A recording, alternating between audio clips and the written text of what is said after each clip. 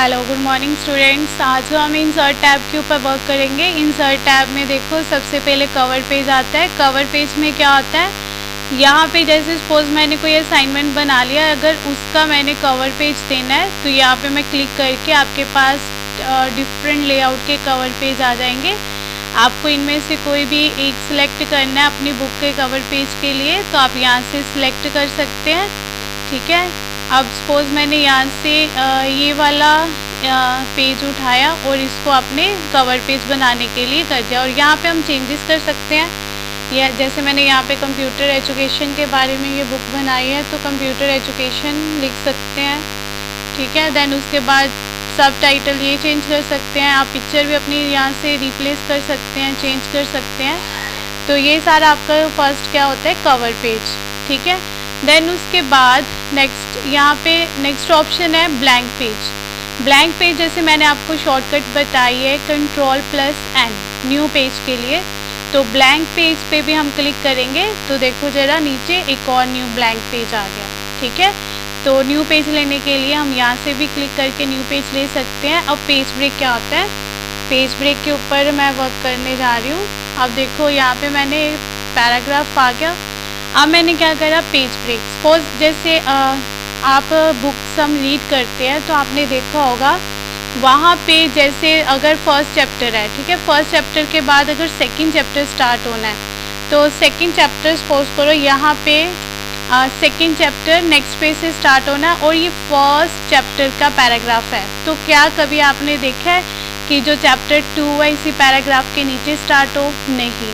जब भी हम बुक्स में देखते हैं तो हमेशा जो चैप्टर होता है, नेक्स्ट चैप्टर होता है, जो नेक्स्ट लेसन होता है, वो हमेशा न्यू पेज से स्टार्ट होता है। तो अब मैं सपोज मैंने कुछ वर्डिंग लिखी जो यहाँ से, अब मैं क्या करना चाह रही हूँ, अब देखो यहाँ पे क्या होगा, पेज ब्रेक अगर मैंने करना है तो पेज ब्रेक से, अब सपोज करो यहाँ से मैंने ये पेज ब्रेक लगाना है कि ये यहाँ से चैप्टर 2 का स्टार्टिंग होना है। तो मैं यहाँ पे जब पेज ब्रेक करूँगी तो देखो ये जो होगा, सपोज करो ये फर्स्ट चैप्टर था और उसका नेक्स्ट जो चैप्टर 2 का टेक्स्ट था वो कहाँ पे शिफ्ट हो गया, अपने आप न्यू पेज पे।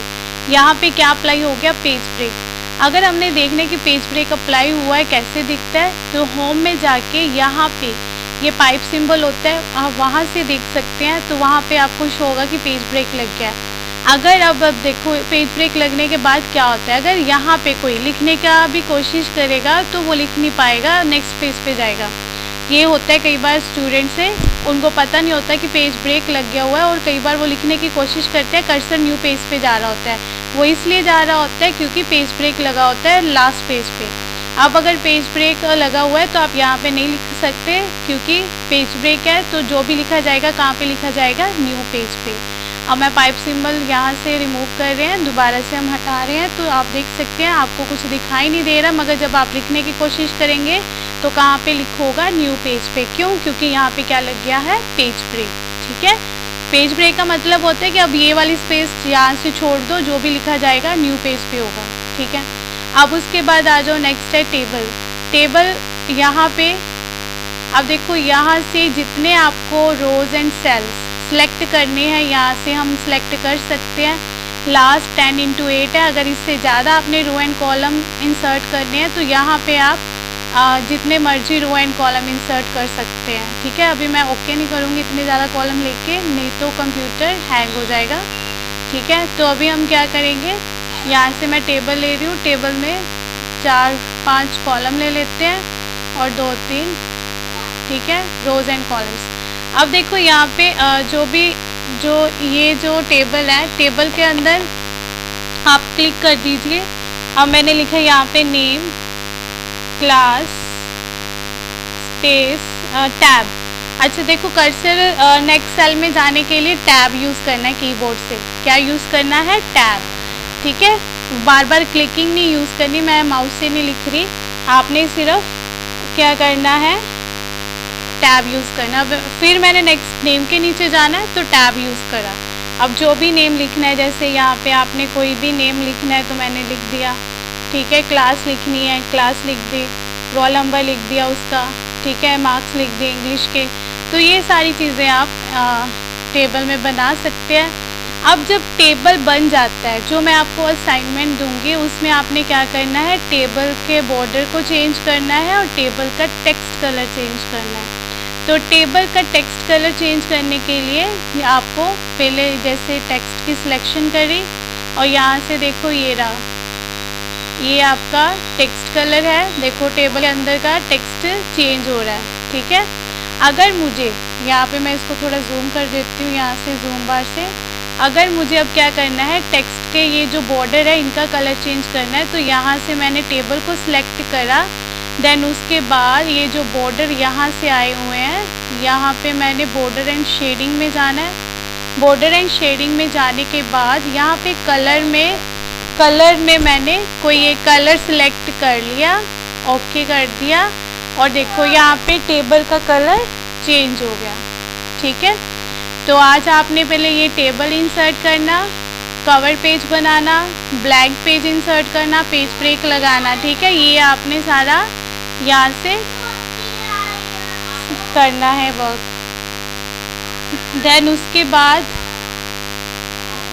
आज आपने टेबल की, अच्छा एक और चीज़ बताती हूँ, जैसे सपोज ये टेबल है, अगर मुझे टेबल में और सेल्स लेनी है तो क्या करेंगे, टैब करते रहो। देखो बहुत सारे सेल्स यहाँ पे अवेलेबल हो गए ना, बहुत सारे सेल्स यहाँ पे आ गए।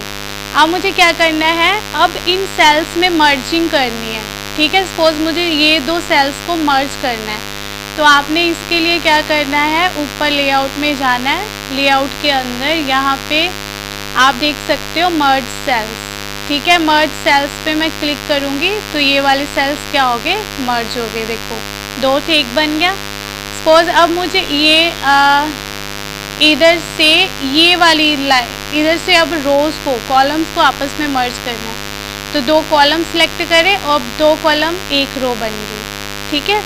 तो यहाँ से दो रो एक कॉलम बन गया था और यहाँ से दो कॉलम एक रो बन गई।